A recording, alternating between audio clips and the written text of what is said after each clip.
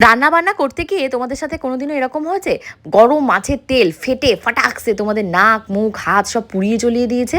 আজকে আমার সাথে এরকমই একটা দুর্ঘটনা ঘটেছে। কিভাবে যে বাল বাঁচলাম চলো তোমাদেরকেও দেখাই। সকাল সকাল ঘুম থেকে উঠে আর 5টা দিনের মতনই দিনটা সুন্দর শুরু হয়েছিল।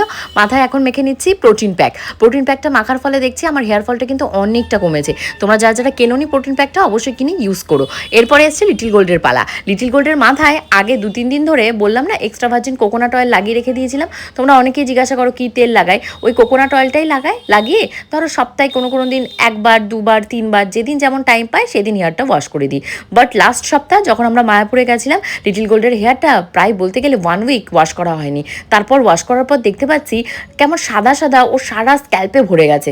যত হাত দিয়ে বা চিরুনি দিয়ে চুলকাচ্ছি তত যেন মানে রাব করলে ওই ড্যান্ড্রফটা উঠে আসছে। এবার তো আমি প্রচণ্ড ভয় পেয়ে গেছি আদৌ ওটা ড্যান্ড্রফ কি তোমাদের যদি কারো জ্ঞান থাকে অবশ্যই আমাকে জানিও তো। বাচ্চাদের মাথায় এরকম ড্যান্ড্রফ বা ওই হোয়াইট সেলগুলো হলে কি করব? আমি তো প্রচণ্ড ভয় পেয়ে গেছি।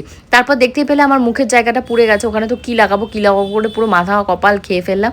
তারপর তাড়াতাড়ি করে পেস্ট ছিল পেস্ট লাগিয়েছি। বাড়িতে যেহেতু বাচ্চা রয়েছে আমি রয়েছি, আমাদের দেখাশোনা করার কেউ নেই। মানে বাড়িতে আমরা দুটোই প্রাণী। আর লিটিল গোল্ডের বাবা তো কত দূরে নিচে অফিসে থাকে, তো কারো যদি কিছু হয়ে যায় কেউ কাউকে হেল্প করার নেই। তোমরা একটু হেল্প করে আমাকে জানাও যে এরকম পুড়ে গেলে বা কেটে গেলে হুট করে আমি কী জিনিস মাখবো। তো এখন লিটিল গোল্ডকে খাওয়ানোর জন্য ওকে অনেক করে পটাচ্ছি, ও কোনোভাবেই পড়ছে না, তাই ওকে এনে রান্নাঘরে স্ল্যাপের উপর বসিয়ে দিয়েছি। আর এখন আমি কচমচিয়ে খাচ্ছি আমলকি। আমি শুনেছি বৈশাখ মাসে আমলকি খেলে নাকি খুব মঙ্গল হয়। তোমরা কারা কারা এই গল্পটা জানো অবশ্যই আমাকে জানিও তো। এখন আজকে ছিল একাদশী, মেন স্পেশাল দিন। ভাবতেই পারছো 3 বছরে এই একাদশীটা আসে। সেই একাদশীর ব্রত পালন করবো না সেটা কি হয়? তো একাদশীর দিন মাথা ভরে সিঁদুর পরেছি আর পা রাঙিয়ে আলতা পরেছি, আর হাতে তো শাখা পলা রয়েছেই। তোমরা অনেকে আমাকে বলেছিলে হাতের শাখা খুলে পলা খুলে কী ফ্যাশন। তো অ্যাকচুয়ালি ওই রকম ব্যাপারটা না। এখন যা সোনার দাম বেড়েছে আর প্রচণ্ড গরমও পড়েছে, আমি ম্যানেজও করতে পারি না। যখন আমার বিয়ে হয়েছিল গা ভর্তি করে জানো 24 ঘন্টা গয়না পরে থাকতাম। আর তখন আমাকে দেখে আমার ননদরা বলতো দেখবো বিয়ের পর কতদিন এরকম গয়না পরে থাকতে পারিস। অ্যাকচুয়ালি সময়ের সাথে সাথে মানুষের টেস্ট প্রায়োরিটিস সমস্ত পাল্টে যায়। এখন তার জন্য তোমাদের কথা শুনে হাতে শাখাটাকে পরে রেখে দিয়েছি। আর লিটিল গোল্ড দেখো মিশো থেকে খুব সুন্দর একটা ড্রেস কিনেছে ওর জন্য, বারবার করে ড্রেসটা দেখাচ্ছে। লিটিল গোল্ড কি ড্রেস পরেছে দেখতে ইচ্ছা হচ্ছে?